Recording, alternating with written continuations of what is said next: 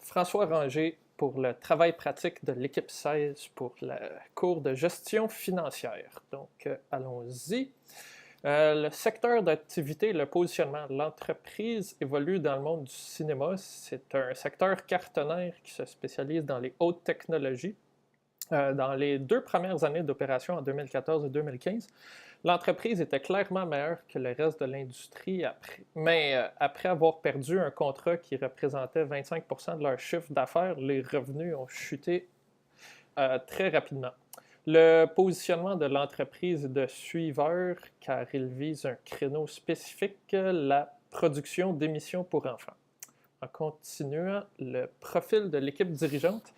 La compagnie a été fondée par 3 techniciens d'expérience qui sont tous extrêmement doués dans leur domaine, se démarquant au niveau technique.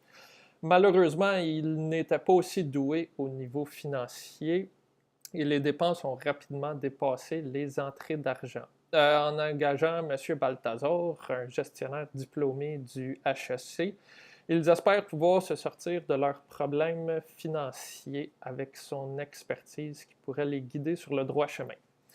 Donc, le diagnostic. La gestion des actifs est suggérée car le ratio diminue d'année en année.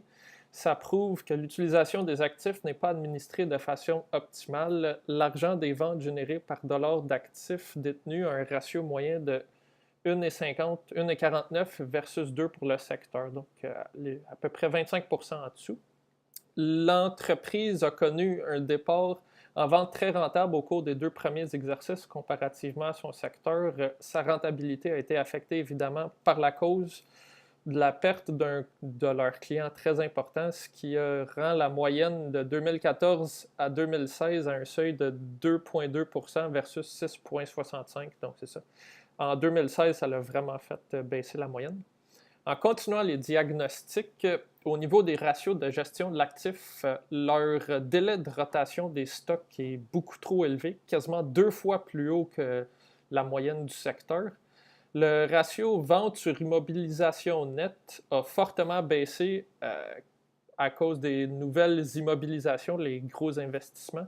Et la baisse des ventes, ça l'a passé de 53,6 à pas loin de 75% dans l'état de la situation financière pour les actifs totaux de 2014 à 2016.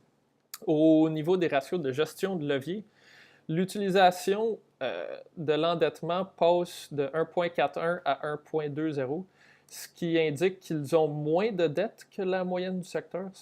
Ça pourrait être un point positif à ce niveau-là. Puis au niveau du ratio entre les capitaux propres et l'actif total, ça l'a augmenté. C'est plus grand que le secteur, donc il se finance plus par capitaux propres. Maintenant, au niveau des recommandations, je recommanderais d'engager un directeur des ventes et marketing pour rétablir les ventes. C'est ça, les dirigeants ont une très bonne connaissance technique, comme on disait au début, mais ne sont pas des experts en développement d'affaires et marketing pour stimuler les ventes, d'où la décision justement d'engager M. Balthazar pour les problèmes financiers, mais engager un directeur du marketing pour aller chercher plus de contrats pourrait être une bonne affaire aussi. Sinon, baisser ou suspendre le rythme des investissements dans les immobilisations. L'augmentation de 53,6 à 74,9% de la proportion des actifs de 2014 à 2017. Donc, c'est ça, peut-être ralentir un peu sur les équipements, sur l'investissement d'équipements à la fine pointe de la technologie et se concentrer plus sur des contrats lucratifs que d'être complètement à la fine pointe, vu que dans certaines situations, être à la fine pointe coûte plus cher que de faire des bons retours. Donc, c'est tout pour nous autres. Merci.